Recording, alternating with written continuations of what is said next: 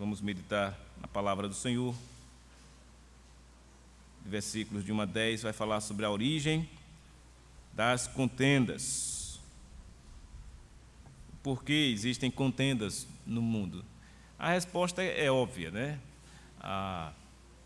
O ser humano, pós-queda, começou então ali a existir as contendas, né? Só para vocês terem uma ideia, basta nos voltar um pouco lá no primeiro livro da Bíblia, no Gênesis, que logo após a queda começaram os problemas de contendas, né? Na família, no casal, Adão e Eva, depois nos filhos, e de lá para cá só se avolumou essa questão. E Tiago então vai tratar desse assunto, da contenda, né, da confusão, das brigas que há sempre nos relacionamentos humanos. E se está aqui nas Escrituras esse assunto, é porque o Senhor também trata com isso. Ele vai tratando a sua igreja, o seu povo, né, a fim de que esse povo que é do Senhor entenda a sua condição, o seu caráter, a sua nova vida em Cristo e molde essa vida de acordo com o chamado que o Senhor fez, para que assim sejamos diferentes daquela situação em que outrora nós vivíamos antes de conhecer a Cristo ou antes de conhecer o Evangelho. Olha como Tiago, então, que estava escrevendo à igreja do Senhor que estava dispersa naquele tempo, ele então havia recebido notícias, né, certamente, de que estava havendo problemas nessa área, no relacionamento humano, de brigas entre eles. E aí Tiago escreve assim: de onde procedem guerras e contendas que há entre vós? De onde que procede? Aí ele responde: de onde, senão dos prazeres que militam na vossa carne? Cobiçais e nada tendes, matais e invejais e nada podeis obter, viveis a lutar e a fazer guerras. Nada tendes, porque não pedes, pedes e não recebeis, porque pedes mal, para esbanjardes em vossos prazeres. Infiéis, não compreendeis que a amizade do mundo é inimiga de Deus? Aquele, pois, que quiser ser amigo do mundo, constitui-se inimigo de Deus. Ou supondes que em vão afirma a Escritura: é com ciúme que por nós anseia o Espírito que Ele fez habitar em nós? Antes, Ele dá maior graça, pelo que diz: Deus resiste aos soberbos, mas dá graça aos humildes. Sujeitai-vos, portanto, a Deus, mas resistir ao diabo, e ele fugirá de vós. Chegai-vos a Deus, e ele se chegará a vós outros. Purificai as mãos, pecadores, e vós que sois de ânimo dobre, limpai o coração. Aflige-vos, lamentai e chorai. Converta-se o vosso riso em pranto, e a vossa alegria em tristeza. Humilhai-vos na presença do Senhor, e Ele vos exaltará. Ó Deus, estamos aqui diante da palavra do Senhor e rogamos, ó Pai, a iluminação do Teu Espírito para compreendê-la e que assim, ó Deus, edifique a Tua igreja. É o que pedimos, no nome de Jesus. Amém. Meus irmãos, vejam, o assunto é claro, objetivo. Tiago não fica com arrudeios, ele vai tratar o assunto direto e objetivamente, falando do problema que certamente chegou ao seu conhecimento, de haver contendas, guerras entre as pessoas, entre aqueles que certamente receberam a sua carta. E nós, se sinceros formos em nossa avaliação e nossa análise, também há entre nós motivos, por vezes, por vaidade, por cobiça, por atitude carnal mesmo, brigas ou contendas, né? Ou pessoas que querem, de fato, humilhar umas às outras, e isso acaba sendo causado em razão do problema que é o pecado. Tudo se dá por conta do pecado. O pecado é, de fato, o porquê das guerras e das contendas. Ele responde, se não é a razão dessas guerras e contendas, não seriam por causa dos prazeres que militam na vossa carne. Os prazeres que militam. Ele faz um questionamento, mas a resposta todos certamente iam dizer, balançar a cabeça ou falar, é isso mesmo. De onde, se não dos prazeres que militam na vossa carne? De onde é que vêm essas brigas? De onde é que vêm essas contendas? O porquê de pessoas, muitas vezes, se chamando de irmãos, estarem se digladiando por questões de carnais, prazeres que militam, olha, na vossa carne. Ou seja, a vontade da carne tenta exatamente sobressair a vontade de Deus, ou a vontade do Espírito.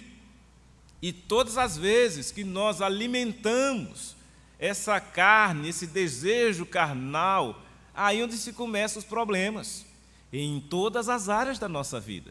Se nós dermos vazão às vontades da carne, nós vamos ser contra Deus, contra a palavra de Deus, e isso vai trazer sérios e graves problemas às nossas vidas, tanto moral quanto espiritual.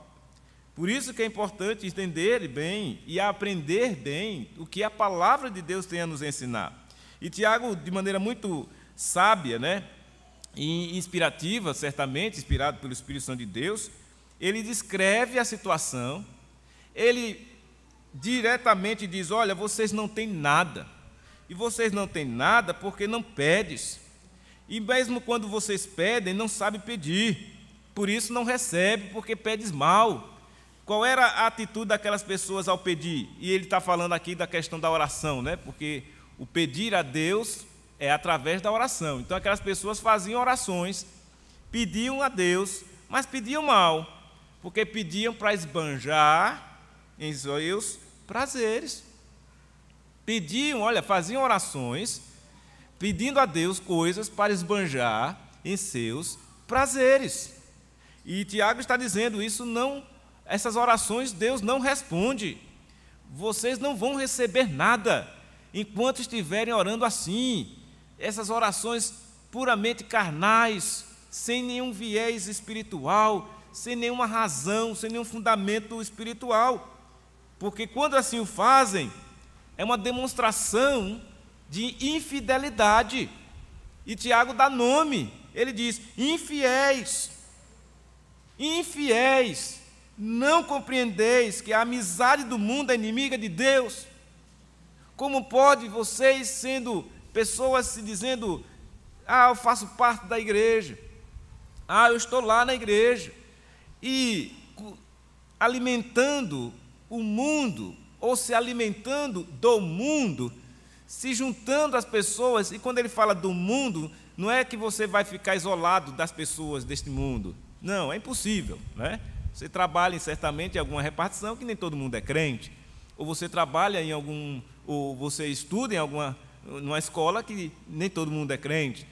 Mas ele está dizendo, quando ele fala do mundo aqui, não são as pessoas, obviamente, mas o sistema. Esse sistema em que nós moramos, a sociedade em que nós residimos, que é corrompido. E é mesmo.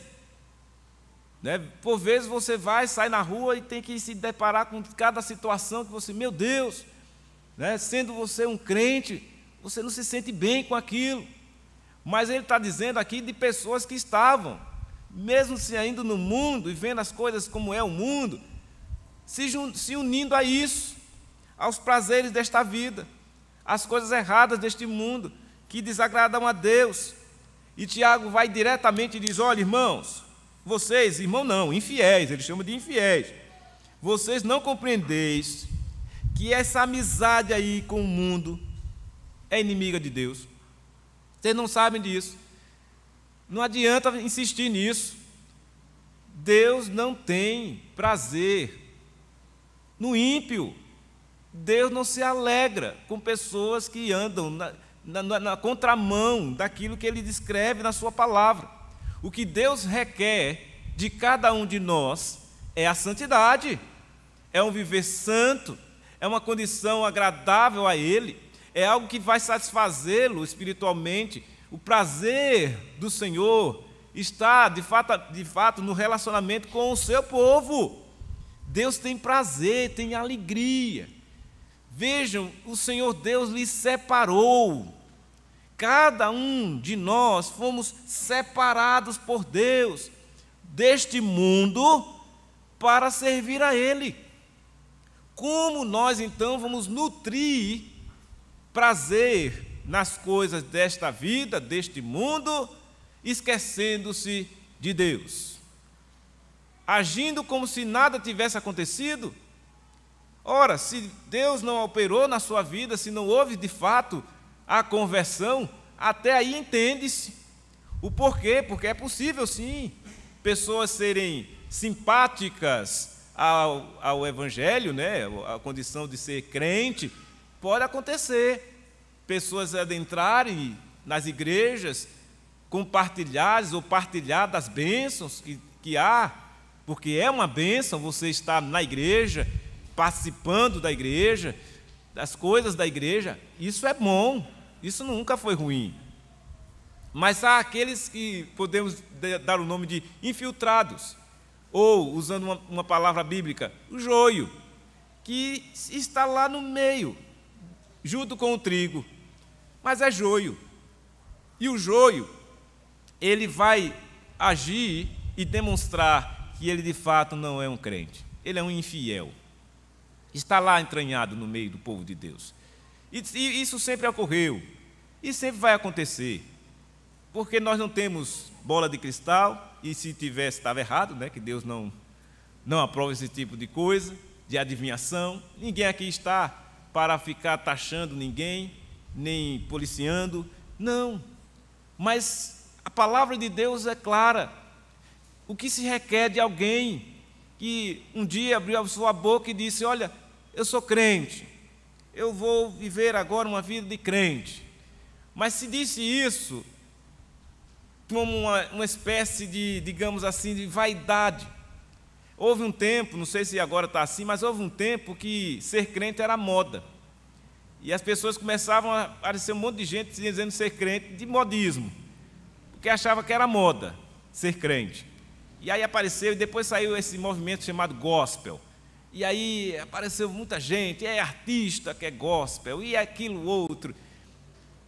E aí você fica naquela, você que é crente e já frequenta a igreja há bastante tempo e conhece a verdade, vê que pessoas que se disseram crentes, se disseram gospel, de repente sai na mídia, desistiu de ser, eu agora resolvi fazer outra coisa.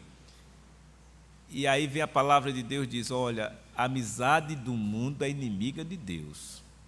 Alguém diz: olha, eu vivi na igreja um bom tempo, mas depois aí conheci umas certas pessoas, umas amizades diferentes, as amizades do mundo, e desencaminhou. A Bíblia vem e adverte: olha, já desde os tempos de Tiago, desde o tempo da igreja primitiva, já havia esse tipo de problema. E aí Tiago vem e diz: são infiéis, essas pessoas não compreendem que a amizade do mundo é inimiga de Deus. Aquele, pois, que quiser ser amigo do mundo, constitui-se inimigo de Deus. E aí eu pergunto a vocês: ser inimigo de Deus é coisa boa? Certamente que não. Porque os inimigos de Deus serão destruídos. Os inimigos de Deus, eles já estão condenados, porque o nosso Deus, Ele é soberano. E o nosso Deus já decretou tudo o que há de fazer e acontecer com aqueles que se levantam contra Ele. Os inimigos de Deus serão destruídos. Já está dito isso nas Escrituras. Dentre aquele, o principal deles, né, o Satanás, já está condenado. Mas ele está aí agindo nas mentes das pessoas. Os incautos, ainda tem gente achando que não, o diabo está aí agindo, até mesmo por uma permissão divina, para quando vir o juízo de Deus, Não há escapatória. Mas ele age nas mentes, ele obscurece as mentes das pessoas, o diabo. Esse é um dos inimigos ferozes que nós temos. Estudando as Escrituras, nós identificamos 3 inimigos. O mundo, está aqui o texto dizendo, né? O mundo, quem é amigo do mundo é inimigo de Deus. O mundo é um dos nossos inimigos. O diabo é um dos nossos inimigos. E a carne. 3 inimigos nós temos. E inimigos ferozes. Mas só que são inimigos do ponto de vista de que você é alguém que nasceu de novo. Porque quem não nasceu de novo, o mundo é amigo da pessoa que não nasceu de novo. Quem não nasceu de novo está sendo escravo do inimigo, que é o diabo. Quem não nasceu de novo é escravo da sua própria cobiça, dos seus próprios prazeres, do seu egoísmo. Então, para o ímpio, aqueles que são ímpios, eles têm, os infiéis, esses inimigos que são para nós, para eles são os amigos, íntimos até. Mas para nós não. O crente, num relacionamento com Deus, se ele se voltar para alguma coisa que é do diabo, não tem como agradar 2 senhores. A palavra de Deus diz isso claramente, você não tem como agradar 2 senhores, ou vai aborrecer de um e vai amar o outro. Então não tem esse negócio de, eu sou de Deus, mas olha, também eu tenho ali uma amizade muito grande com as pessoas que não é de Deus, mas é gente boa. É claro que você não vai criar inimizade com ninguém, mas vá tranquilo e calmo e certeiro de que, olha, as pessoas estão aí no mundo, Deus manda a gente amar os inimigos, Deus diz que a gente tem que amar o próximo, todas as pessoas. Não é atitude sua ser uma pessoa irritante, ou uma pessoa antipática, uma pessoa chata, uma pessoa que vai sair dizendo que odeia todo mundo. Não, essa não é a postura do crente. Mas tenha consciência de que as pessoas lá do mundo, que não são de Deus, elas odeiam os que são de Deus. Jesus disse isso lá, quando nós estudamos o Evangelho de João. O mundo, lá em João 15, o mundo vos odeia. Por causa de Cristo, o mundo vos odeia. Mas nem por isso você nem eu, vamos sair odiando o mundo. Não. Ele manda a gente amar. No que sentido? Amar os inimigos. Se precisar de você fazer algo para ajudar alguém, independente dele ser crente ou não, você vai ajudar. Isso é fato. Mas ele diz, não ameis o mundo, 1 João diz. Não ameis o mundo. Quando ele diz isso, ele está dizendo o quê? É o prazer nas coisas desta vida que desagradam a Deus. Por exemplo, qual é o prazer que há no homem ser adúltero? Nenhum. O adultério é um pecado grave. Que prazer há no mundo, no crente, ser viciado, e seja lá em qualquer coisa? É um pecado. O vício é um pecado. Então, se você está escravizado por qualquer coisa deste mundo, você não está gozando da amizade com Deus, não. Você está escravo do mundo, das coisas desta vida, você está preso. Jesus Cristo é quem liberta. Se você está em Cristo, sendo nova criatura, você está livre daquela escravidão. Então, aquele vício, aquela vida promíscua, aqueles pensamentos errados, aquele linguajar impuro, essas coisas têm que ser deixadas de lado, pois você nasceu de novo.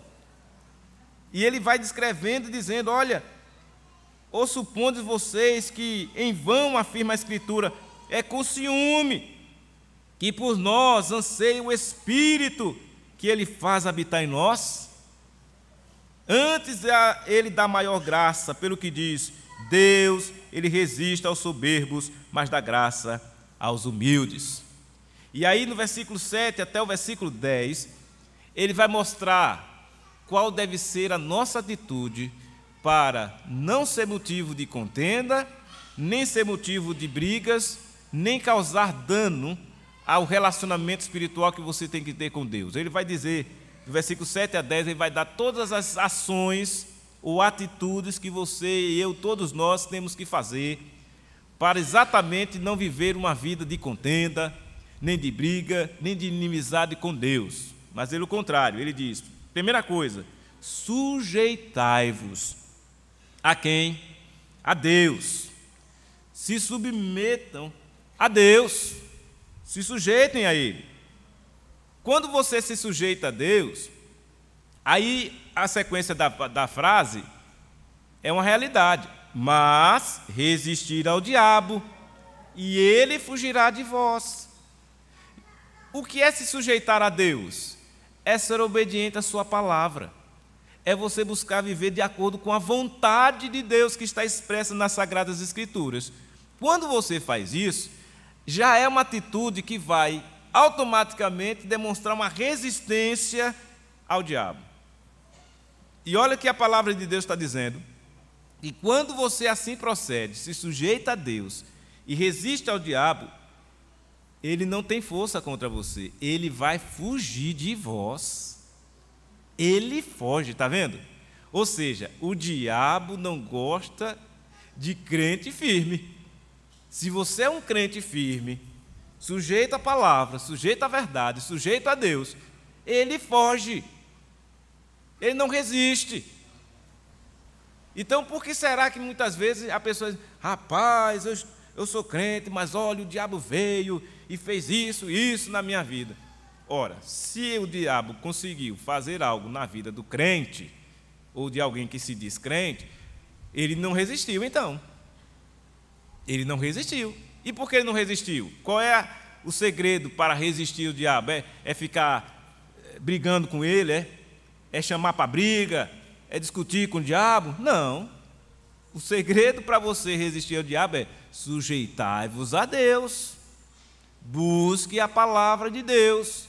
Busque viver como Deus quer que você viva. Seja santo, como Deus é santo. E aí você resiste ao diabo e ele foge de você. Se um diabo conseguir tripudiar sobre a vida de alguém que se diz crente, alguma coisa está errada aí. Alguma coisa está errada.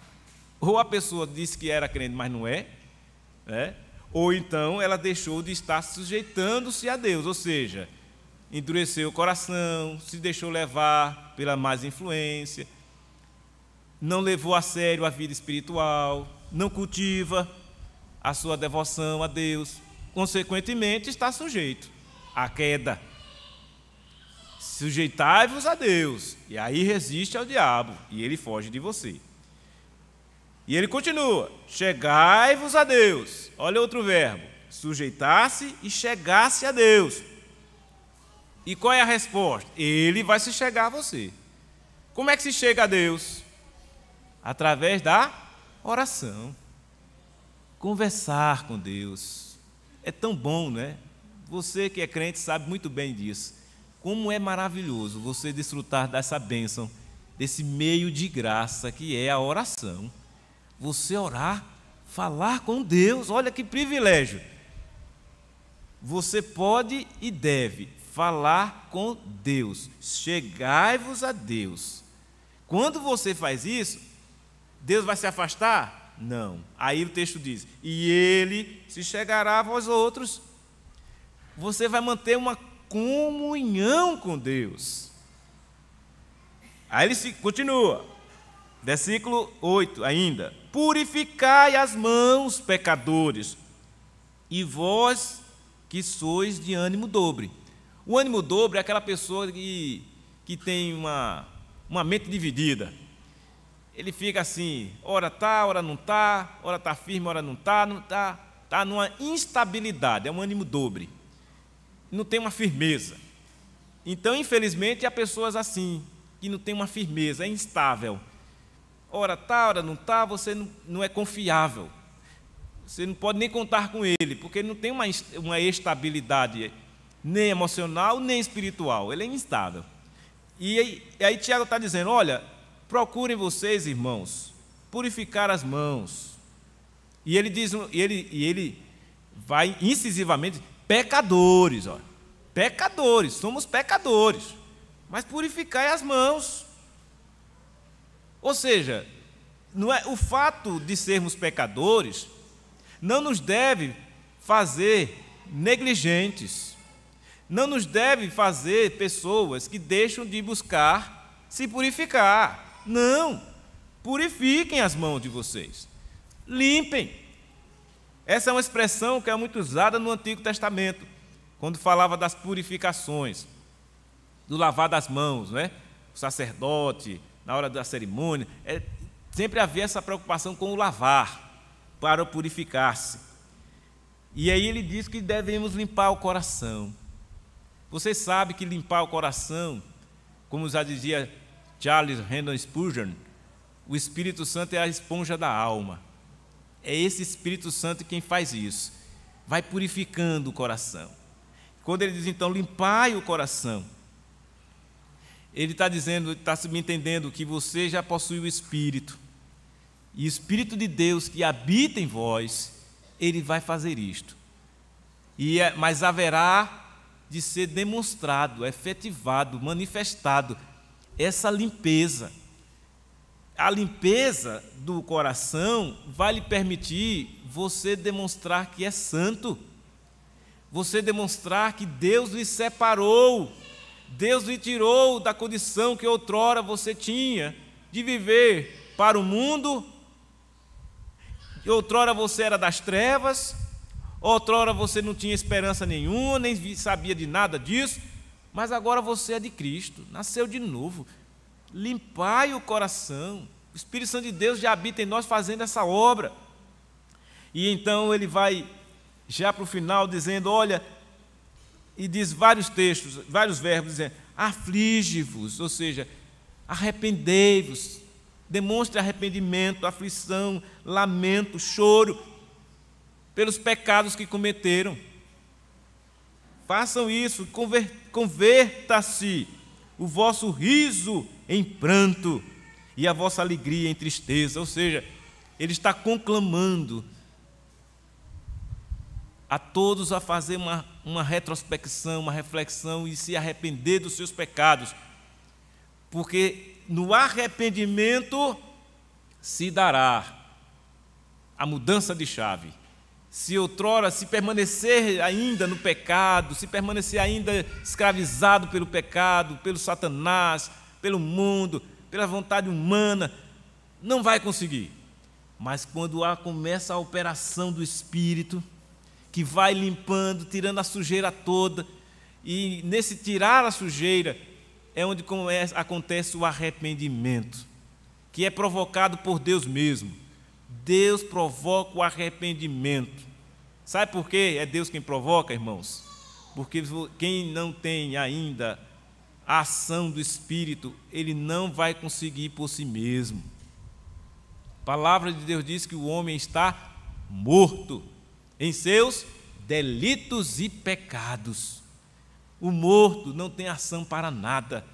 Por isso que nós necessitamos, e um dia precisamos, que o Espírito de Deus viesse e agisse em nosso coração como agiu, nos transformando, nos fazendo nascer de novo. E por isso que podemos, ainda hoje, como fizemos, confessar os nossos pecados, arrepender-se. Isso só é possível a você e a mim, porque recebemos o Espírito de Deus em nós. Do contrário, não haveria isso não. Se dependesse do homem naturalmente falando, ele jamais iria buscar a Deus. 1 Coríntios 2,14 diz que o homem natural ele não entende das coisas do Espírito de Deus, nem pode entender, são como loucura para eles. E é isso mesmo, o homem natural, o ímpio, aquela criatura que Deus fez, mas caiu em pecado, está lá escrava pelo seu pecado, ele não entende porque pessoas se deslocam para um templo no domingo pela manhã, no domingo à noite. Eles não entendem porque as pessoas cantam, não entendem porque as pessoas leem um livro chamado Bíblia, eles não entendem porque as pessoas oram, nada entendem. Ficam assim achando estranho. De fato, é muito estranho para quem não tem essa conversão em suas almas. Então veja, diante de tudo isso, alguém que porventura passou por esta transformação, poderá viver contrário a isso? Poderá ir atrás deste mundo, desprezando tudo aquilo que porventura Deus tenha feito e operado no coração? Lembrando que essa situação que Tiago está aqui demonstrando é uma situação bem parecida com aquela da parábola do semeador. Se vocês já observaram a parábola do semeador, ele fala de dois tipos de pessoas que recebem a palavra com alegria, com satisfação, mas ele diz que os cuidados deste mundo acabam com que aquela pessoa desista de se continuar seguindo a palavra de Deus. Ele não está falando ali de pessoas genuinamente convertidas, não. Ele está falando de pessoas que são simpatizantes da palavra, até entendem que o caminho é certo. Quantas pessoas já falou para você: fulano, você vai falar com uma pessoa que não é crente, disse: fulano, olha, eu sou crente, tal assim. Você está certo, esse caminho é isso mesmo, siga esse caminho, o caminho é bom, mas ele não quer. Não quer. Não é bom o caminho? Aí ele quer dar uma lição em você, que já está no caminho, você que está falando com ele: olha, vem para Jesus, fala, siga esse caminho, é bom mesmo. Mas ele não quer. E por que não quer? Porque não há uma ação do Espírito de Deus que não chamou, porque quando chama, é a graça irresistível. Ele vem, e vem servir a Deus, e vem com alegria, e vem com humildade, vem com satisfação. Por isso que ele diz, terminando: humilhai-vos na presença do Senhor, e sabe o que vai acontecer? Ele vos exaltará. Humilhai-vos, irmãos, venham, se submetam, reconheçam que você e eu, nós somos pecadores, é verdade, mas fomos remidos pelo sangue de Cristo para então agora estarmos a serviço dele. E esse serviço que prestamos a ele não é pesado, não é aquela coisa chata, obrigada, ou eu não queria não, mas vou ter que ir porque agora eu assumi o... Não, o crente vem com alegria, como fazia o salmista Davi: eu me alegrei quando me disseram que vamos à casa do Senhor. Vem com alegria para o templo, vem com alegria para os eventos, os trabalhos da igreja, vem com satisfação, porque é para o Senhor. Ele não está fazendo um trabalho para qualquer um, não, é para o Senhor. E esse zelo em fazer algo, de servir ao Senhor, já começa com a preparação que há na alma, já começa em tudo aquilo que Tiago vem nos apontando aqui: um sujeitar-se a Deus, um viver se achegando a Deus, se purificando, se arrependendo dos pecados, agindo como convertido mesmo, como gente que nasceu de novo, não vive uma vida estranha ao Evangelho, não vive uma vida estranha à palavra de Deus, não. É alguém que está humildemente se quebrantando na presença de Deus para servir a Ele com alegria.